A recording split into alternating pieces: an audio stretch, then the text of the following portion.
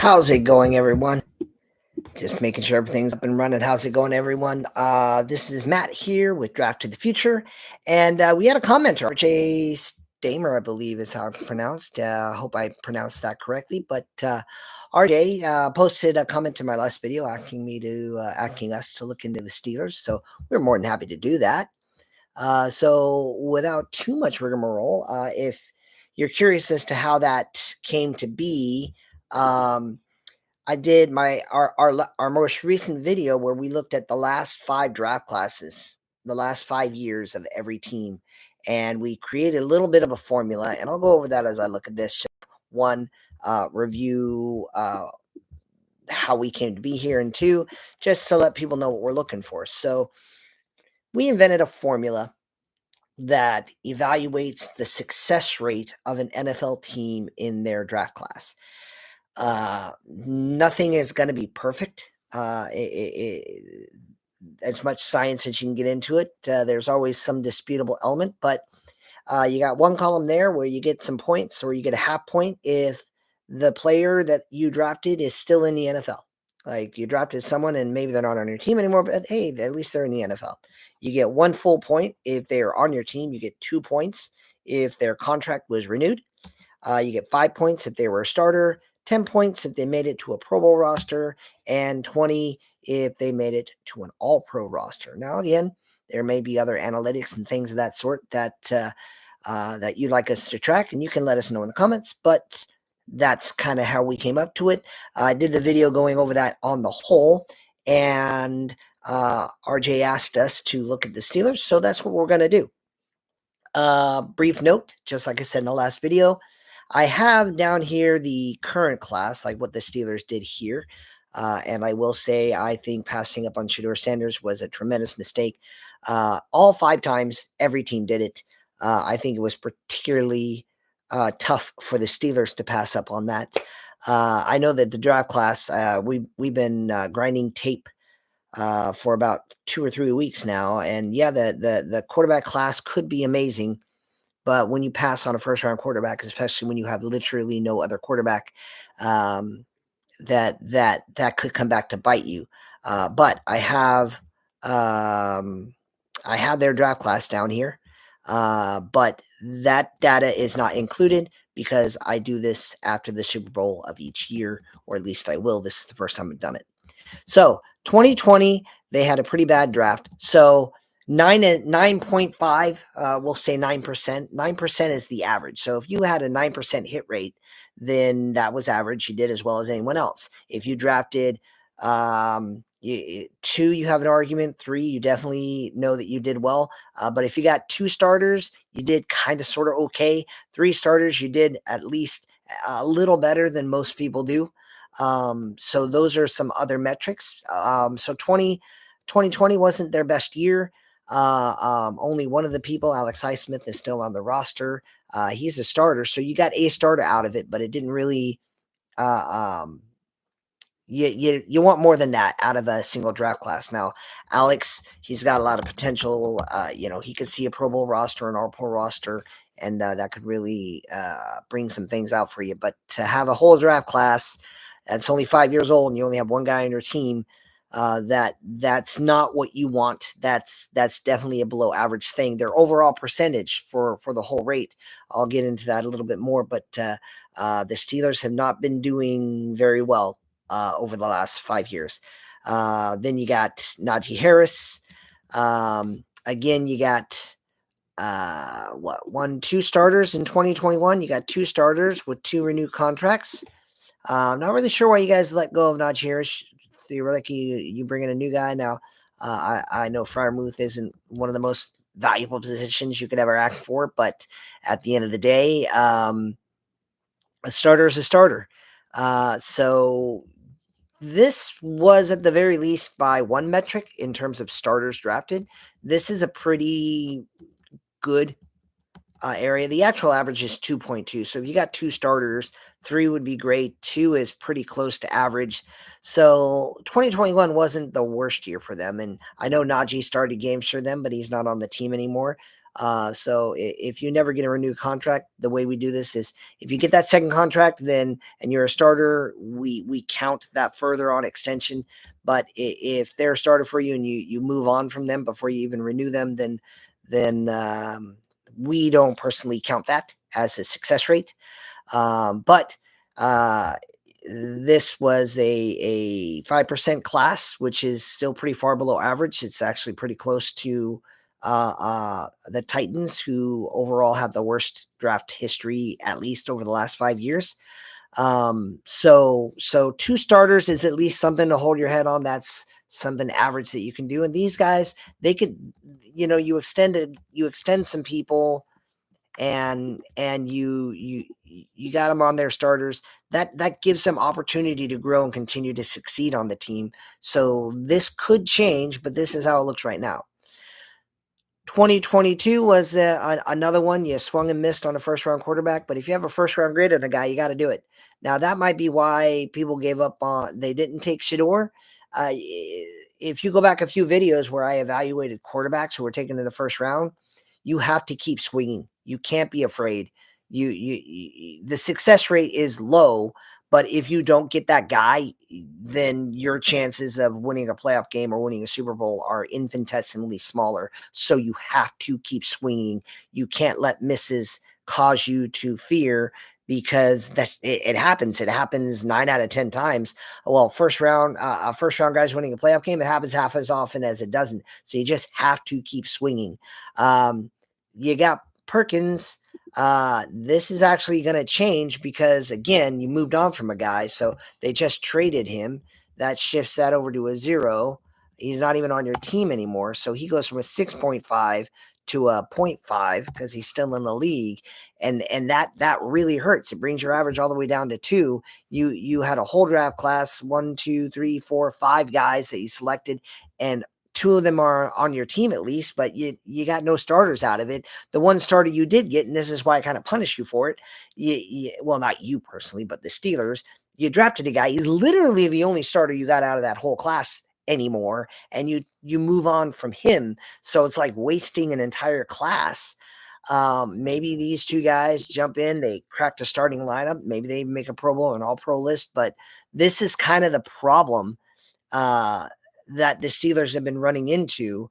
They draft guys. They may even start with them for a while. They move on, but they don't get anything in return. There's nothing replenishing all the work you do. And then I'm not a Steelers hater.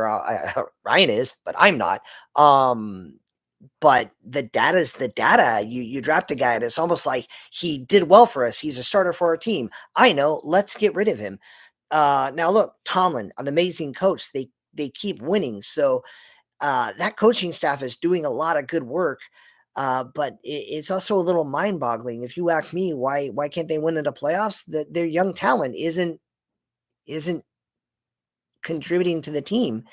And any young talent that does contribute to the team, they just move on from. And again, like moving on from Perkins might be the right idea, but who are you replacing him with? Like, what are you doing in this case? It might be DK Metcalf. That might be a fair trade. That might be a fair argument. But if you're not drafting to support your team, you're not building the infrastructure that you need. Then you look at the 2023 class. Now, it's a younger class, but hey, you got those 3 starters there. You're a little closer to average, 7%, still a little below average, but you got a starter, and a starter. And whenever you're building on that, then there's always hope, unless, of course, next year you start trading these guys out. But 3 starters is above average. And if you have them and they're still on your team and they're contributing, they have a chance to make a Pro Bowl roster, to make an All-Pro roster. So 2023 has a lot of reason for optimism from a Steelers fan point of view, because hey, man, if we can contribute, then we can build on this. And then the last year that I've tracked the data so far, again, you got 1, 2, 3, 4. So you've almost doubled the average rate of starters drafted per class. Part of it is probably because you didn't have a whole lot of infrastructure to work with, but you get the guys there, they're on the field, they can contribute. Again, they can work this out, and you get rewarded when you draft a team and you get that many starters. This is an above average class, so 2024 is a great indicator, and it's a sharp contrast from what they've been doing. Way more starters in that class, way more people still on your team. Now, again, that's they're only a year in, so what do you really expect? But you hope that this data continues. You hope that as the years go by, then you get some re-signed people, you get a Pro Bowl appearance here or there, maybe even an All-Pro appearance there. But there's a lot of reason for optimism in 23 and 24 if these players who are there on your team remain on your team and really help build your team out. So they finished at 7%. Yeah, they finished at 7%, which is below average, to be fair. But what they did at least provided reason for optimism in how they're building their team. Uh, you know, you hope Aaron Rodgers comes in there. Ryan, he probably doesn't believe in Will Howard the way he did before the draft because of where Will Howard went. But Ryan was a fan of Will Howard. He thinks there's some potential there. I wasn't as high on Will Howard, but if you're going to give a guy a shot in the late round, he was someone I was considering in the later rounds if I wasn't able to get Sanders.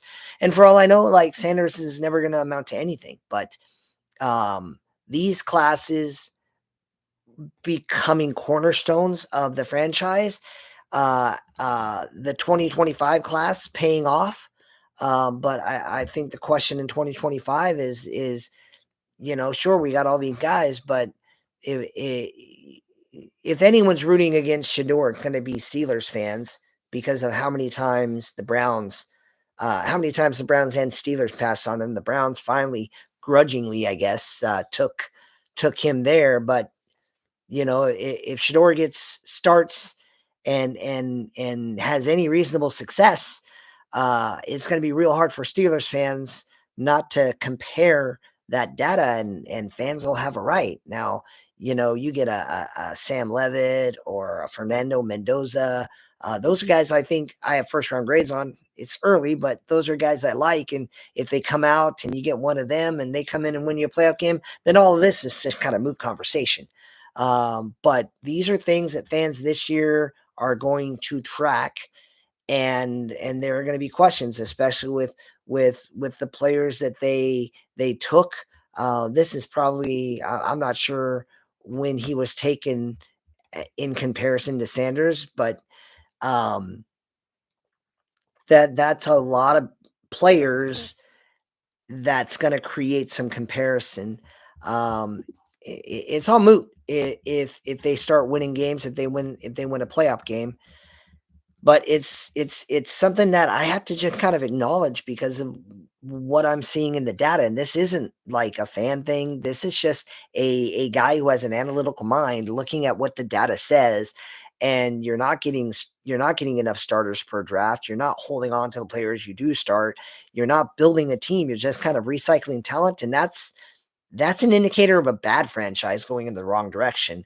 23 and 24 give you reasons for optimism. You bring these guys in, they build you build up on those players, and you start extending them, and now you're moving in the right direction. So it only takes 23 and 24 can turn it all around, and that's where you have some reason for hope. Even if you don't win that playoff game, maybe Sanders proves himself right, and me, and he does great, and that'll give you some short-term frustration. But if you then win a playoff game, then you're kind of all in the same boat again, and that's reason for hope. So, RJ, thank you for commenting. I'm more than happy to drop this on here. I gave you a much wider time range, but I never really know right now. We're still kind of building and planning, but I had time, and you asked so kindly, and we want to make sure we're responding, and if you take the time to give a comment, then why not sit down and talk it out? So If you're watching this and you have a team that we haven't already covered in this video or the one before it, then let us know in the comments and I'll sit down, I'll look at your team and give you my thoughts. We're just like folks looking at data. I don't have any NFL experience or any front office stuff, but um, we do look at things through a data driven thing so that you can at least make informed decisions and informed opinions. And that's something we're going to give you on this channel. So thank you. Thank you so much for the comment. Thank you so much for stopping by. If you have any other questions, let us know in the comments and we can kind of give you some context. But hopefully those last two drop classes are building blocks and you can really start moving into the playoffs as usual and getting a playoff win with this new core of players that you've been building over the past few years because the ones before that haven't been working out. So thank you again. Have a wonderful night. God bless and good night.